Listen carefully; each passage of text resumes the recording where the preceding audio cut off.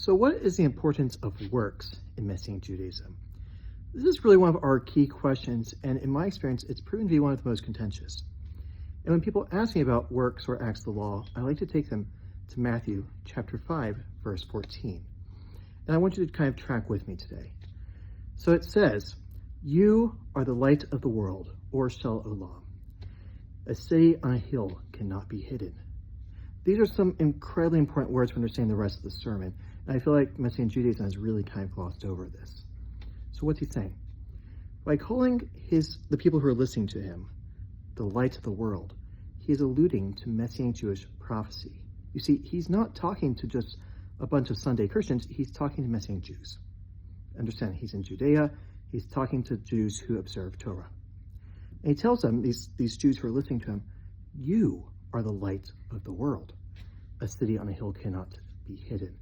And he's alluding to the prophecies such as the Torah shall go forth from Zion and the word of the Lord from Jerusalem. And he's saying, you are this light to all these Gentile nations. And he basically tells them that God did not put them under a bull, but he put them on a stand. He put them in the middle of the nations so that they could shine. And he says, so let your light shine before men, that's all the surrounding nations, so that they may see your good deeds and praise your Father who is in heaven. Now, all this is incredibly Messianic language. The idea of being a light to the nations, or all men praising our Father in heaven. It's a reference to the end-day revival, the redemption. Understand that this is saying the nation of Israel will finally fall into its rightful place, and that the surrounding nations will also worship the God of Israel. But what does it take to get us to this place where men will praise our Father in heaven? And the answer is our good deeds, or as I like to say it, the practicing of the mitzvot. And I feel like Messianic Judaism has really glossed over this, at least in my neck of the woods. In my neck of the woods, we talk a lot about Messianic dance or charismatic forms of worship.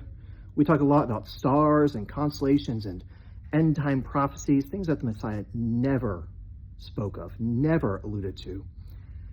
And we completely gloss over how to speak Hebrew, how to tie tefillin, how to practice the actual teachings of the Torah. And these are things that the Messiah engaged in.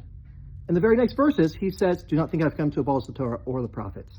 I've not come to abolish, but to fulfill. And he goes on to tell us that our righteousness must surpass that of the Pharisees and scribes. So we see that he's really focused in on the observance of Torah. And then what's the rest of the sermon about? Halakhic rulings saying this is how we apply the Torah. How do we consider the mitzvah not to murder? What do we do with the mitzvah not to commit adultery? Where do we draw these lines? He's laying out the guidelines for not only his community, but for the rest of the house of Israel. And what's going to happen when his community lets their light shine, it's going to fill the whole house with light. Understand that Israel is a house. And so it's saying the rest of the house of Israel is going to be filled with light. Observing the mitzvah is just so important. It's the crux of our faith. And I encourage you, if you are a Messianic follower, or if you're a follower of the Messiah in any capacity, study his words day and night. Immerse yourself into them.